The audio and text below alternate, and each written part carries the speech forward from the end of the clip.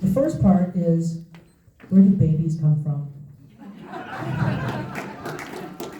The second part of the question is, please tell us your position on term limits and explain your position.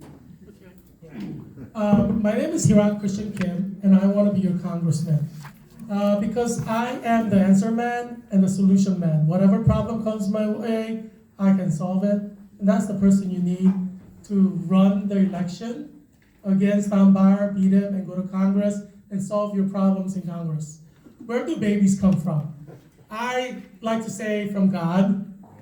Yeah, babies come from God. Babies are gifts from God.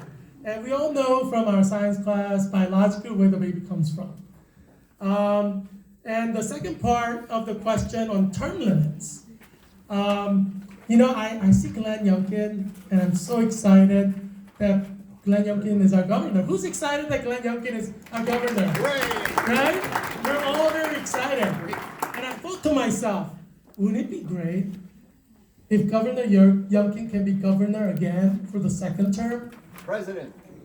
And president in the future. I agree. I'd love to see him as president someday. So looking at Glenn Youngkin, Winsome Sears, Jason Miyares, who can easily win re-election and go on to carry the legacy, fighting critical race theory, LGBTQ indoctrination, I feel, conflicted, because people like that deserve second term, But I know that there is a lot of corruption in Congress. And looking at that, it's like, Pelosi, please, why is she still there? Right?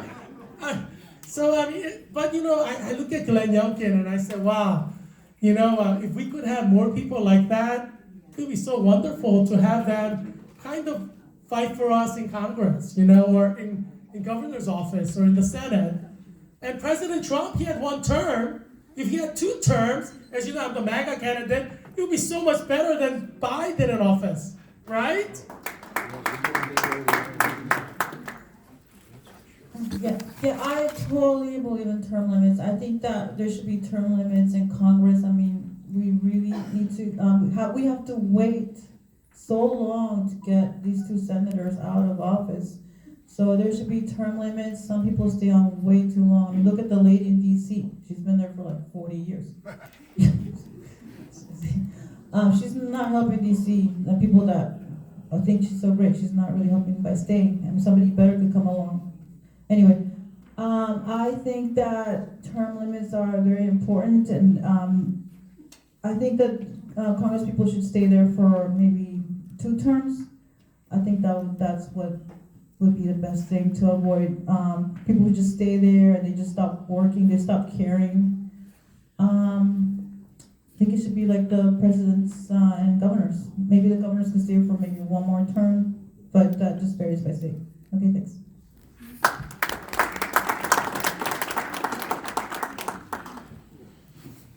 I absolutely believe we need term limits. That was actually, I believe, the heart of our founding fathers, was for us to go into public service, into public office, so we were able to get our ideas across for what we were voted for and get that accomplished, and then go ahead and pass it down to the next and the next. And so I am for that, but I'm also for term limits for staffers. We have these big balloon budgets and bills that are packaged, and there is no way that a congressman or a congresswoman knows what's in those packaging. So they walk in every morning to work, and they go to their staffers and they say, what am I voting for? So I support smaller packaging of bills. I support term limits against our staffers and term limits for our members of the House and the Senate, because we need to know what is being voted on every single day, and we don't need to have career staffers and career politicians going from one administration to the next administration, and we're just continuing to push bills and cycles over and over again. We need real change in Congress. We need real people with real ideas that represent the American people, and that only happens when we have different cycles of people coming in that really represent. Because if not, we just keep going. It's not about who raises the most money. It's not about being a rich man to win this. It's about real people that really love our communities and really love our nation, and we need to provide more opportunities for that to happen. And if we continue on this cycle, it's not. So yes, absolutely for term limits.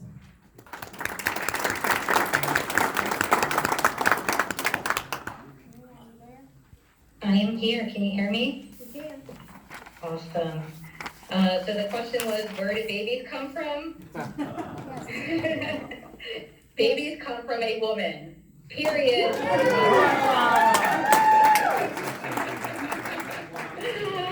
And in terms of term limits, I support term limits, but we also have to have reform because the way the committees are structured.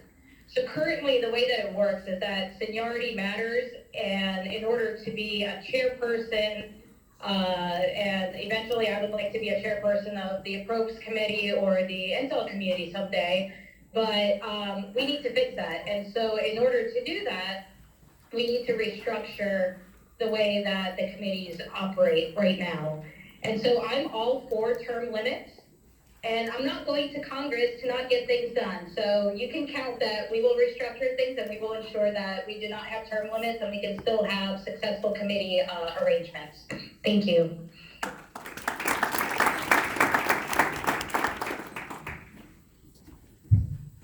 Where do babies come from? I'll tell you where they don't come from. They don't come from a Planned Parenthood. Okay? Why are we not spending that money on adoption services and move it away from abortion services?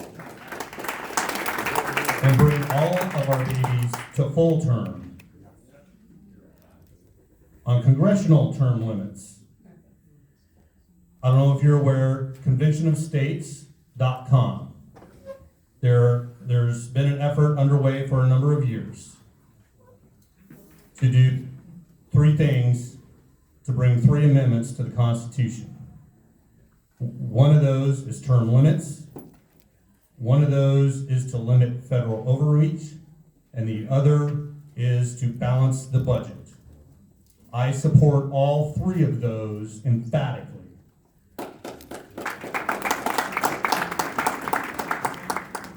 If you were to take everybody that's over probably 4 terms, you would reduce the size of Congress today by about 80%. So, somewhere right in there. That's huge. We need people who can come in and have held a job and have done things in the world other than tell people how they are going to spend our money. Period. Break the system, break the cycle. Let's get this country back to where it belongs. We fought a revolution over a 3% tax on tea. We're well beyond that right now.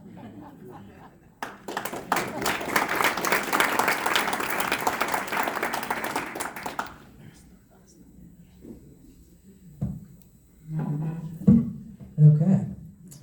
Just today, or yesterday actually, the Department of Homeland Security Secretary Mayorkas created a disinformation governance board to combat, quote, mis- and disinformation on such issues as the southern border and election issues. Here's his quote: "The goal is to bring the resources of the government against this threat." Is this an appropriate role for government? And if not, what is Congress's role to fix this? Can you repeat the question? Yeah, Secretary Mayorkas, he's head of Department of Homeland Security, set up a disinformation governance board. He wants to put the forces of the federal government behind combating what he feels is disinformation. Yes, I think that there is a lot of disinformation going on. In fact, my husband is a defense contractor, and he's written 2 books about that touch on this subject. I mean, there are a lot of Russian hackers out there spreading disinformation on social media like Facebook and Twitter, and just trying to create chaos in our society. Like, for example, with the Black Lives Matter movement. I mean, they're just trying to create friction between the ethnic groups in this country. I think that there is disinformation in this country, and that's why we need a strong, counterintelligence program in the Department of Defense to battle all these cyber warfare, because this is the way the world is going. The threats to our society are not just coming through the border with terrorists coming in, they're coming online, through social media. So I think that we have to take a good look at that. I think that should be looked at by the Department of Homeland Security and by the defense intelligence agencies like the NRO and the DIA. Thanks. Disinformation is anything that doesn't agree with their line of thought. It's not about the Russians, not about anybody else. It's anybody that disagrees with the ruling party. That's what the disinformation they want to stop. It has nothing to do with Russians, has nothing to do with anybody else.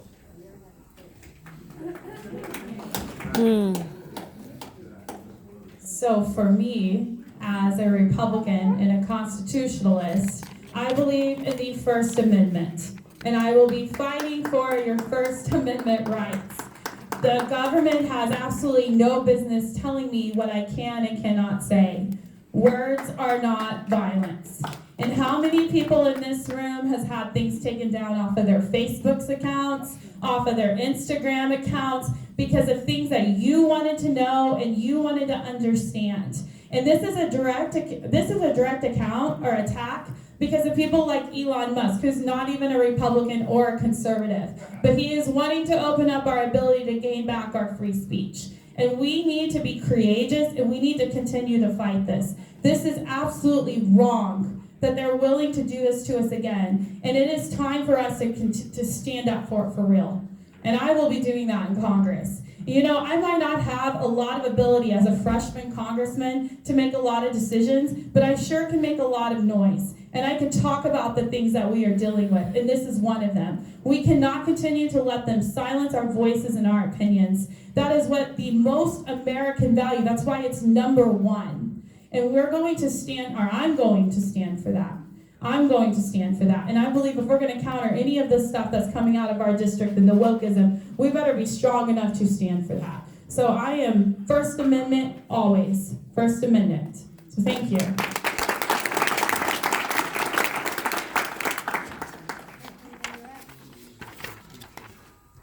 Okay, can you hear me okay? Yes, we can. Awesome. Okay, so Congress should not tell anyone what to say or what to do, and disinformation is everywhere, and freedom of speech is important, and Congress should be ensuring that companies comply with the laws to protect individuals. And so big tech in the media should not be censoring anyone, regardless of their political beliefs, and that's what our Constitution is all about. And so I believe what you're referring to is the Section 230, and that's been something that I think everybody has now opened their eyes to after COVID, after everything that we've seen over the last 2 years of how much information has truly been hidden from us. And now everyone is seeing it and everyone is paying attention, and it's absolutely disturbing. I actually had, a friend of mine who still has parents in Russia, and the kind of propaganda that's being forced through the media is atrocious. They're being led to believe that Ukraine was the one that invaded Russia.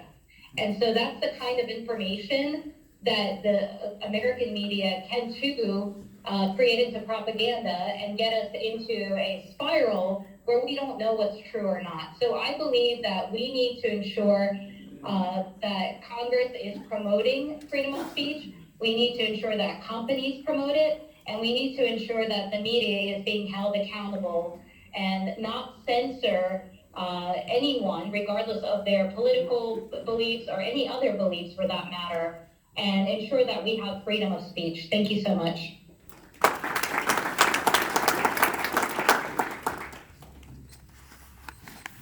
So let me start by thanking Monica for saying that we need a strong counterintelligence program.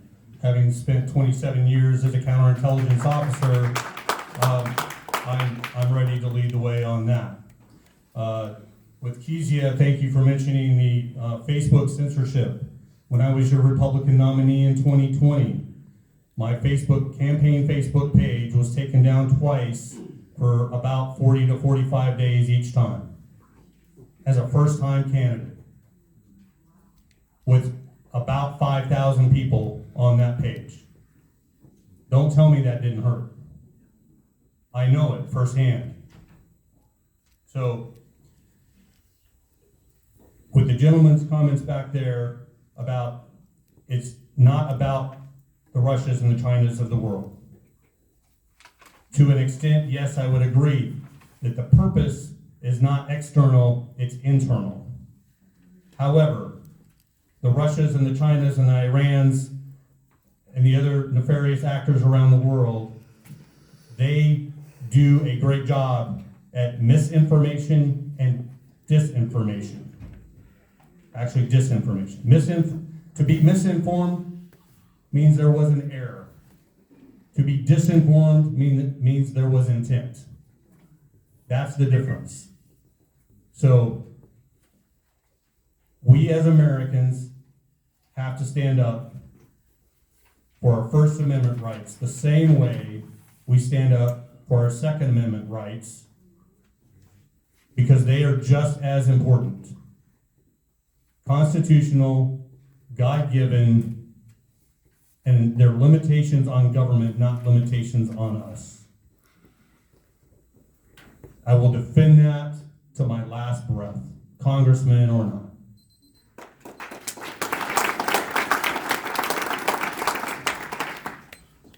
My name is Heerak and I'm America First MAGA candidate. I stand for God, guns, and Donald J. Trump.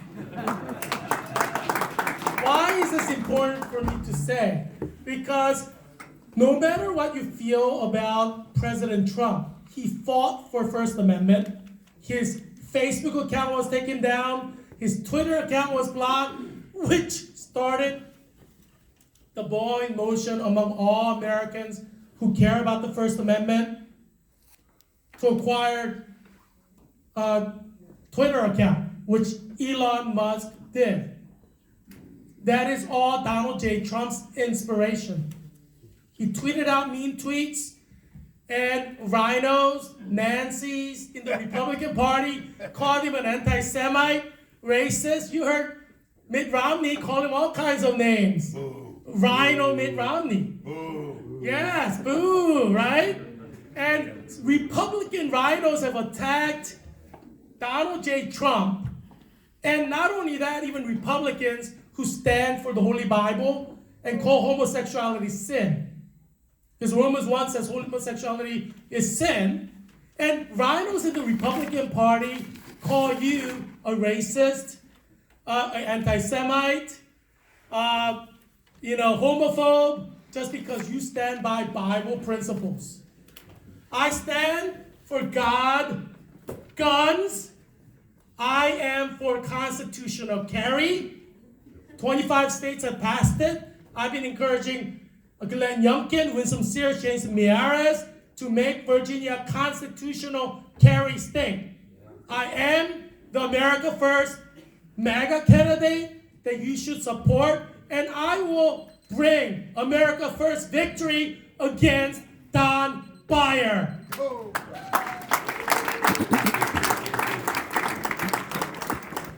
Thank you, candidates. We're going to move on to some audience questions, but first, a brief interlude. Deborah, who put together the movable feast, said, "We have leftover pizzas, and she'll take your donations." She's suggesting $10 to $15 for a pizza. $10 to $15 for a pizza. We also have leftover cookies, cakes, homemade goodies of all kinds. Please donate and take them with you. All right. Let's see. We're going to start with Kezia. Same question for all of you, and this is only 90 seconds. According to the Virginia Supreme Court Special Master, The 8th is a Democrat plus 50 district. Thus, to win, you will need the votes of a great many independent and moderate Democrat voters. How will you appeal to non-Republican voters? How will you win? For me, this is two parts. The first part is that we have to really work in our minority communities. We need to go door to door, and we need to get FaceTime, and we need to explain, and we need to talk, and we need to educate, and we also need to care, and we need to ask them what concerns them, what are they looking for, and better, how can we serve your community? That is what people call in the political world low-hanging fruit when we go into those places. And not every single time do the parents have the ability to vote, but their family members do, or their kids do. So when we go in, we want to be able to talk to the whole family, and that makes us to have to be able to speak well and to get into those places. So that's the first. And then secondly, we have people in this room who were Democrats a year ago. And the reason they're not Democrats now is because they're angry. They're upset about what's happened to their children. They're upset about the schools being shut down. They're upset about the wokeism in the community. Did you know that the mayor of Alexandria just the other day said that single-family homes are racist, and they want us to give up our homes so they can put more apartment buildings in our communities? This is absolutely ridiculous, and that is why people are moving out of state by the droves. So instead, it's time for us to wake up to what is happening, and there are people who are ready to do that.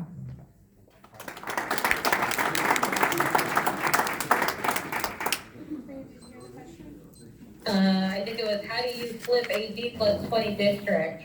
D plus. Is that correct? Did you say D plus 50? D plus 50. D plus, oh, That sounds ridiculous. D plus. it's a D plus 20 district.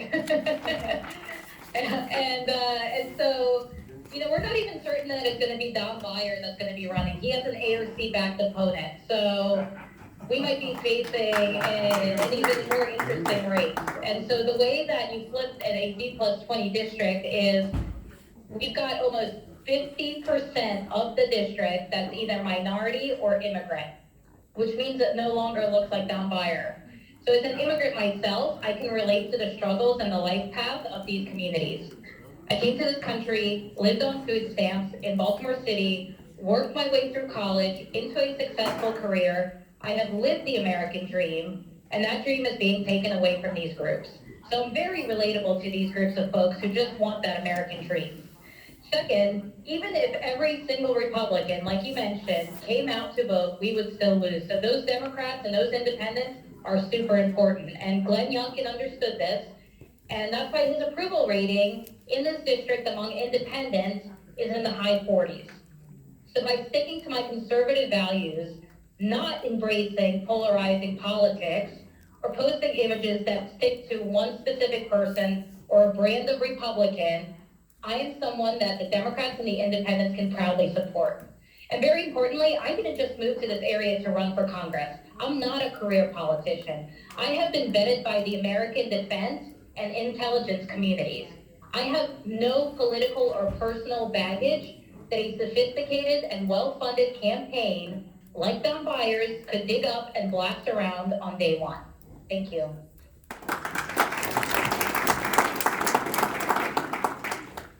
D plus 50, that's what you call disinformation.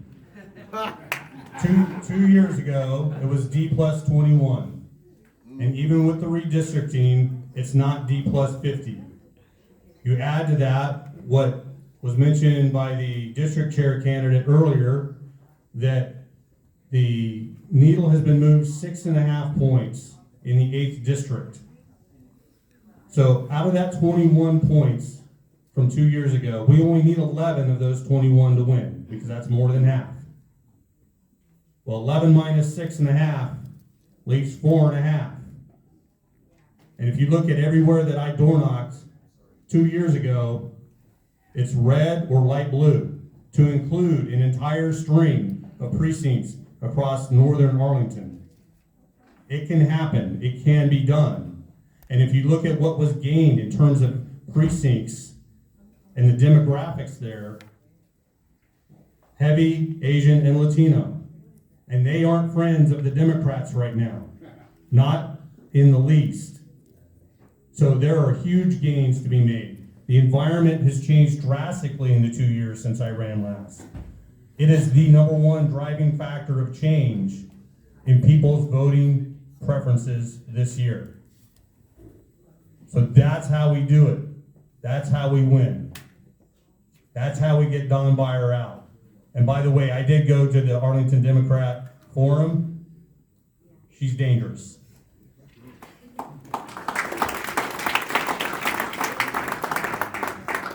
My name is Heerak Christian Kim, and I want to be your congressman because I am the multicultural, unifying candidate.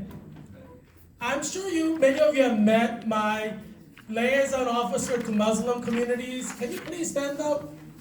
Yeah, so he's on fast today because he's fasting for Ramadan. Thank you. And he has arranged for me to speak at the biggest mosque in Virginia's 8th district in Falls Church on May 6th at 1:30 p.m. in their Friday worship service afterwards. I'm reaching out to the Muslim community, and I've talked with the leader there about what unifies us, what unifies the Muslim community in Virginia's 8th district, with me specifically, Heerak Christian Kim. And after vetting me for an hour or 30 minutes, he said, yes, we want you to speak at our mosque. I'm speaking to the Hindu community on May 14th at their Hindu community program. I'm reaching out to Korean community. I'm an immigrant from Korea, South Korea. I'm speaking to Vietnamese communities. My director of community relations, Chi Lam Vu, is Vietnamese American.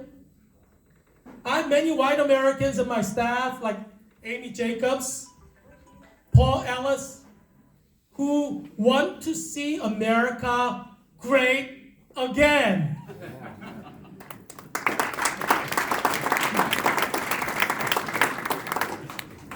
Well, I don't want to state the obvious, but I represent Latino vote. So I plan to get those swing voters and use my Spanish and bicultural skills. 50% of the district are ethnic minorities or immigrants. And this is the year of the woman. I think that, we don't have any Republican women for Virginia in Congress. So I think that I will be a great candidate for this race because I am both a woman and an ethnic minority. I relate very well to not just Hispanic people, but also to Asian people because my parents are South American from Peru, where there's a very large Asian population. In fact, one of the presidents of Peru was Asian Peruvian, Fujimori, and his daughter just ran for president. Yeah. So I plan to focus on these swing voters. There's a lot of independents who are now Republicans because they got upset about the schools the last 2 years. Now they're upset about the economy. Having worked at BLS, the Bureau of Labor Statistics, which puts out the inflation rate measures, those statistics don't really reflect what's going on. They understate the problem. Right now they're saying the inflation is 10% or 8.5%. It's really much worse than that because the energy prices okay, I have to stop, but that's not the case. Those numbers are higher. Okay, thanks. Okay. Timekeeper, I think we're gonna switch things up. How about we do a lightning round of 45 seconds each? All right, and we'll get everybody out of here so they can eat all their wonderful cookies and cakes. So, Karina, can you hear me? I can hear you loud and clear. Okay. 45 seconds. How would you address the COVID mandates and vaccine requirements? Will you hold public health officials responsible for damages? Will you recognize vaccine injuries? I will first put Mr. Fauci in jail. That would be my first step. And then absolutely oppose any mandates. That is not something that I support at all. It's not something that I supported during the entirety of the last 2 years during COVID. It has hurt small businesses. It's hurt our economy. It's hurt our children. And it's hurt the people of the 8th district. It's hurt our tourism. And that is not something that I will support. I will make sure that we never, ever get into that situation again. We do not have mandates, any mandates, masks, vaccines, etc.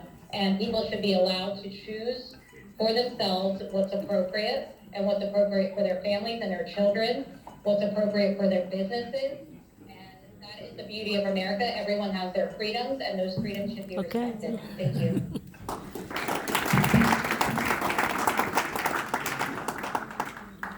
So, COVID vaccine mandates, well, whether it's a COVID vaccine or any vaccine, a mandate to get vaccinated should be strictly limited to military personnel, and then only when that drug, that vaccine, has gone through the entire vetting process, not emergency protocols. You can make it optional at the emergency protocol level, but you can't make it mandatory. Because when you mandate people to do something to their body in order to keep their job, that is economic warfare. That is economic terrorism. My name is Heerak Kim, and I want to be your congressman because I have the perfect answer for this, not just now, for next 10 years, for whatever comes our way. I'm the new president of Virginia League for Nursing, which is made up of all the professors of nursing schools in America, UVA, VCU, George Mason, all of them, and all the educators in Virginia's hospitals. Unova Fairfax hospital here, is close to your home. And I have opposed vaccine mandate in official meetings where they wanted to endorse Biden's vaccine mandate in nursing settings, healthcare settings. I have fought the good fight and made sure they did not endorse it. As the president of the Virginia League for Nursing, I will oppose any vaccine mandate, and I believe that government officials who mandate it and people suffered from side effects should be thrown into jail and pay reparations.